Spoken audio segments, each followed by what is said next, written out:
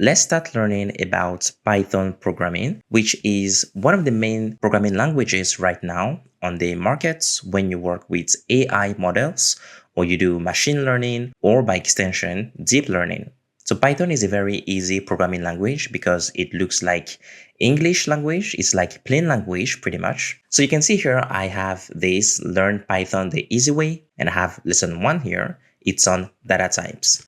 This platform that I'm using is actually Google Colab. So it's available on the web and I can just type anything and then print it. So I'm going to give you a quick example here. Let's say I type name and then I type the name of this channel here, which is neural encoding. If I come here and then I type the name, you will see neural encoding being printed here at the bottom. So it's a way of coding a logic, or you can write any form of code for your program inside of the code cells. And then when you press either the play button or you press Shift Enter, then you will see the outputs of your code in the output section right here. So I think this is easy. Maybe in other tutorials, I'll be using Visual Studio Code. But for this very first tutorial in this Python series, I feel like this is just fine. All right, so what you see here, what I just did is called declaring a variable.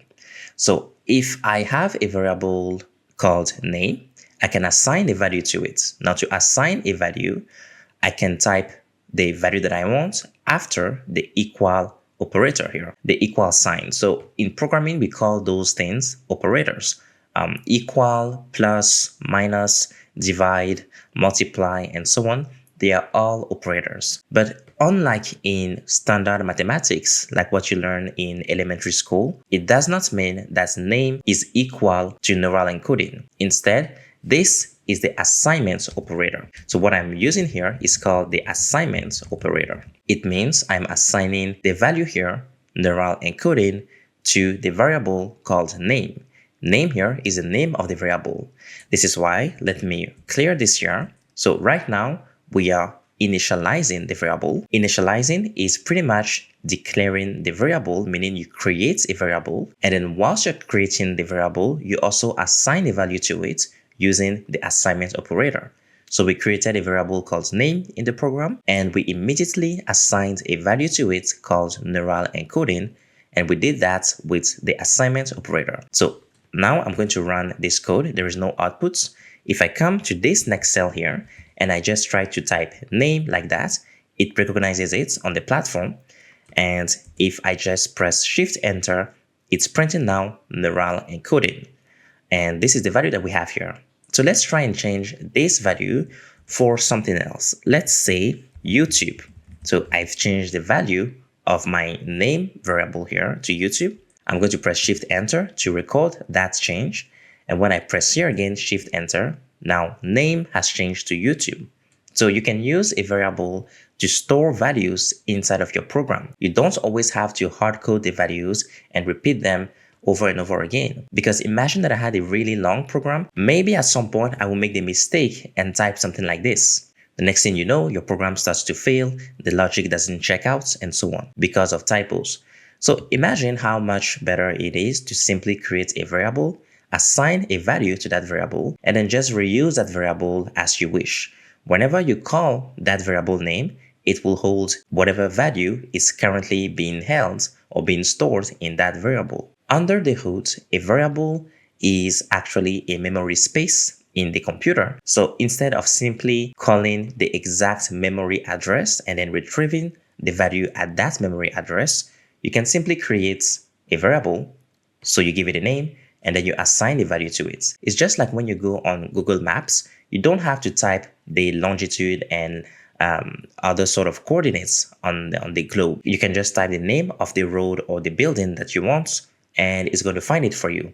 Internally, it's doing that using coordinates, but you don't have to type those coordinates. So it's the same logic here with variables. Now, what kind of variables can we create in Python? Right now, we've only done this thing here. We're going to talk more about the type, but for now, I want you guys to understand that this here is called a string.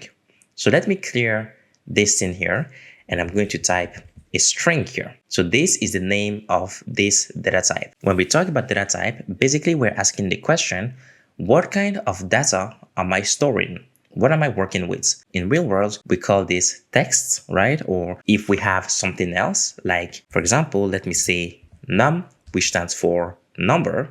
I'm just calling it that way. You can type the full number here if you want. I just want to call my variable num, and I assign a value 32. Now this variable under the hood is an integer. So see what happens now when I type num in this cell. Now first of all, I'm going to run this cell again. It's done running. Name is still YouTube.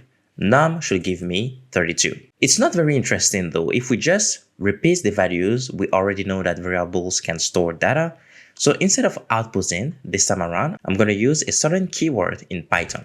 The name of the function is actually type, which stands for data type. If I just put my mouse on this, it's telling me how I can use it. I can actually pass an object to it. In this case, the object is a variable. So we will talk more about objects in Python in future videos. But for now, I can just do something like this here. Type, and then I can wrap my variable name inside of it. Just like in mathematics, when we do f of x, we type something like this, f of x. We know that f is a function, right? In programming, we also have the same thing. But the language comes with some functions readily available for you. In this case, type. So type here, it says it's a string. So it says str, which is what you will say in programming. Commonly for strings, the type will be str. Let's do the same thing for the variable called num. So here I'm going to have type num, and it says it's an int. So notice here we had string as the data type, and it said str for the type. And then we had integer for the data type, and it said int here for the type. Let's do a couple more. In Python, you can also have, let me call this one decimal. I'm going to have a float value, let's say 3.14, which reminds you of pi. This thing here is a float. Now let's check here. If I say type, and then I type decimal in here, and I hit shift enter, it says here not defined, which makes sense because I did not refresh this cell here. So let me just refresh, and then now decimal is recorded in the memory of the platform that I'm using. And now when I have type decimal, it says it's a float. Float here is the name of the type here of this variable. The name for the data type of decimal here is a float value. Let's have a couple more. In the future, we will have very advanced types like list and advanced data structures. But I think there are about 2 more that I want to show you for an introduction video here. Let's look at true or false. What if we have the option true or false? So let's have is true here, and I'm going to set this here to true. Now, notice when I type true here, I have a suggestion given to me already, because true or false in Python, they have to be capitalized. So true here is actually how you type it. Now this here is actually a Boolean value. It can be true or false. We can try it with both. For now, I'm just going to type here. I'm going to come here and type function, and I'm going to pass here is true. Now it's already suggested for me, so I'm going to hit tab and accept it. And again, I need to run my first cell at the top to record that variable. And now it says bool. You see here, it says bool under type is true, which stands for Boolean value. Let me change this value here to false. Now I'm going to press shift enter to record it.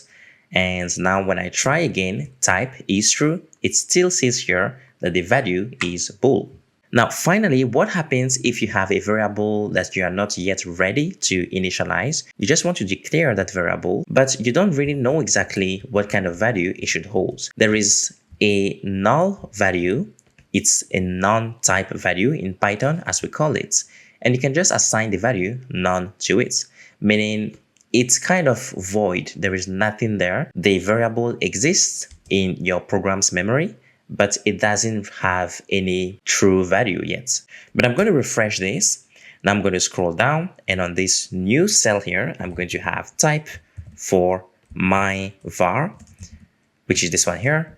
I'm going to press shift enter, and it says non-type. So this is a non-type. It means it exists, but we don't have a valid value just yet. In the next video, we can dig deeper into printing those values and also about the rules of variables, how to name your variables, for example, what is acceptable, the convention and the limitations, what you are not allowed to implement as variable names. So we will talk about that in the next video.